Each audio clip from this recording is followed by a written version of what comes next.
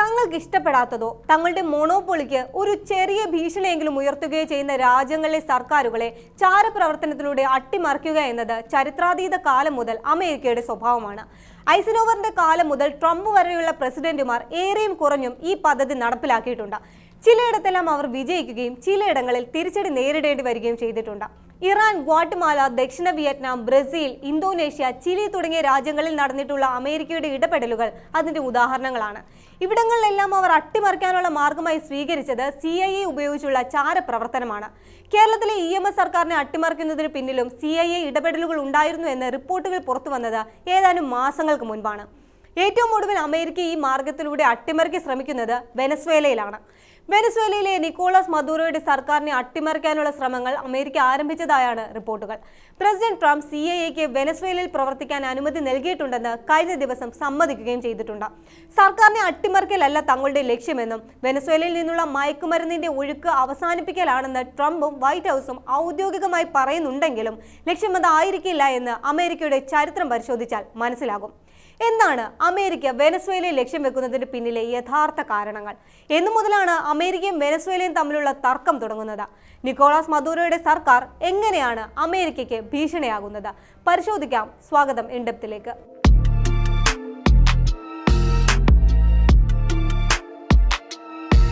1895 മുതൽ 1899 വരെ നീണ്ടുനിന്ന അതിർത്തി തർക്കം, 1902, 1903 വെനസ്വേലൻ പ്രതിസന്ധി എന്നീ ഘട്ടങ്ങളിലെല്ലാം അമേരിക്കയും വെനസ്വേലയും തമ്മിൽ തർക്കങ്ങൾ ഉണ്ടായിരുന്നെങ്കിലും അതെല്ലാം ചെറിയൊരു കാലയളവിനുള്ളിൽ തന്നെ പരിഹരിക്കപ്പെട്ടിട്ടുണ്ട്. എന്നാൽ 1999 ഹ്യൂഗോ ഷാവേസ് വെനസ്വേലയുടെ പ്രസിഡന്റായി തെരഞ്ഞെടുക്കപ്പെട്ടതോടെയാണ് പതിറ്റാണ്ടുകൾ നീണ്ടു നിൽക്കുന്ന തരത്തിലുള്ള പ്രശ്നങ്ങൾ അമേരിക്കയും വെനസ്വേലയും തമ്മിൽ തുടങ്ങുന്നത്.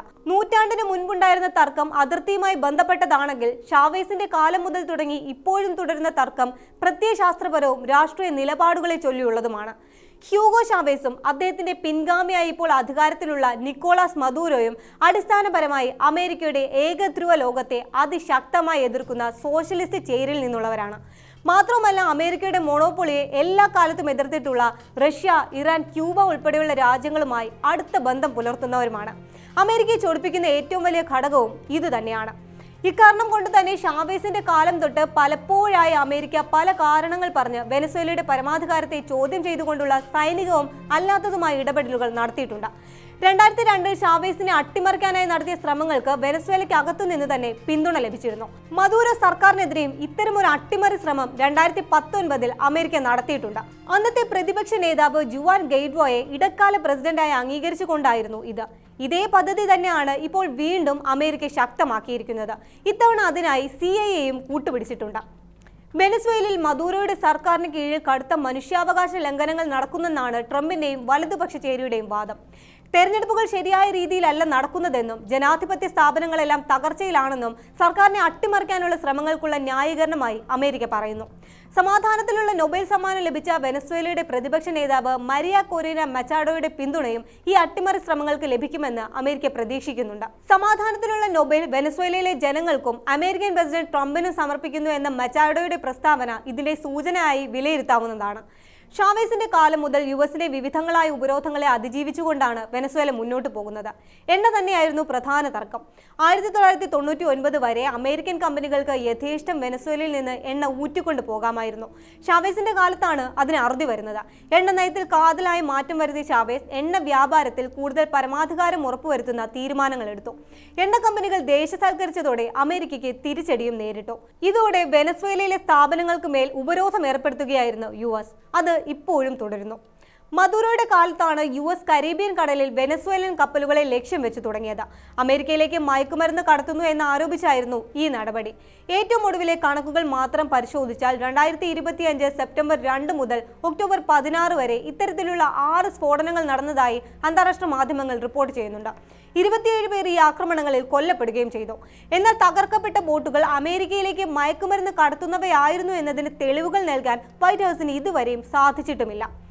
വെനസ്വേലൻ ബോട്ടുകൾക്ക് നേരെയുള്ള ആക്രമണങ്ങൾക്ക് US കോൺഗ്രസിന്റെ അംഗീകാരം ഇല്ലായിരുന്നില്ല എന്ന് ഒരു ഭരണഘടനാ വിദഗ്ധനെ ഉദ്ധരിച്ചുകൊണ്ട് അൽ ജസീറ റിപ്പോർട്ട് ചെയ്യുന്നുണ്ട്. അതിനാൽ തന്നെ ഇത് അന്താരാഷ്ട്ര നിയമങ്ങളുടെ ലംഘനവും US ഭരണഘടനയ്ക്ക് വിരുദ്ധവുമാണെന്നാണ് വിലയിരുത്തൽ.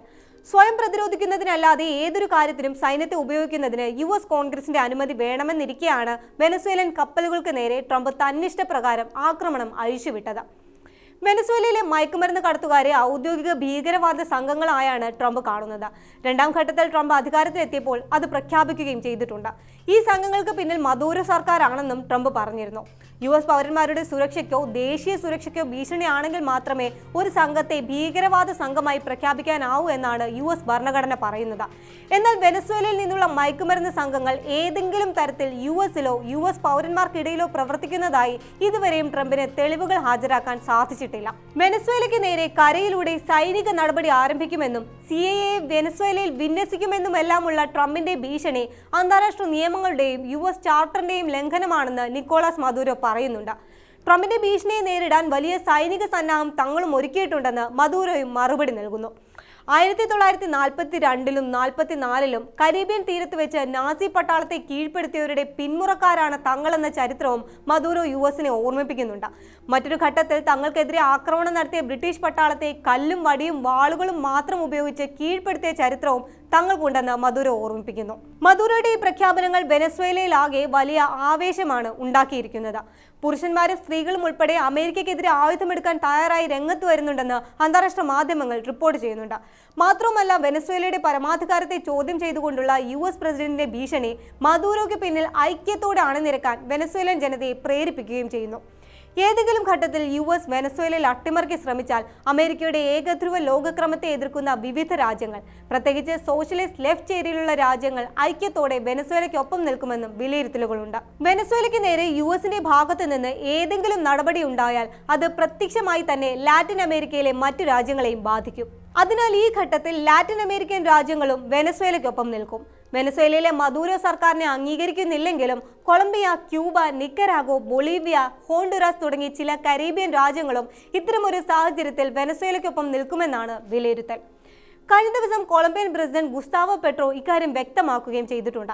നിലവിൽ വെനസ്വേലയിലെ സർക്കാർ പിന്തുടരുന്ന നടപടികളുമായി തനിക്ക് യോജിപ്പില്ലെങ്കിലും മയക്കുമരുന്ന് കടത്തുകാരെന്ന് പറഞ്ഞ് ലാറ്റിൻ അമേരിക്കയിലെ സാധാരണ മനുഷ്യർക്ക് നേരെ US സൈന്യത്തിന്റെ നടപടി ഉണ്ടായാൽ അതിന് പ്രത്യാഘാതങ്ങൾ ഉണ്ടാകുമെന്നാണ് കൊളംബിയൻ പ്രസിഡന്റ് മുന്നറിയിപ്പ് നൽകിയിരിക്കുന്നത്. CIA-യും പട്ടാളത്തെയും ഉപയോഗിച്ച് മറ്റ് രാജ്യങ്ങളിലേക്ക് കടന്നുകയറി അവരുടെ പരമാധികാരത്തെ ചോദ്യം ചെയ്തുള്ള അമേരിക്കയുടെ ഇടപെടലുകൾക്ക് നൂറ്റാണ്ടുകളുടെ പഴക്കമുണ്ട്.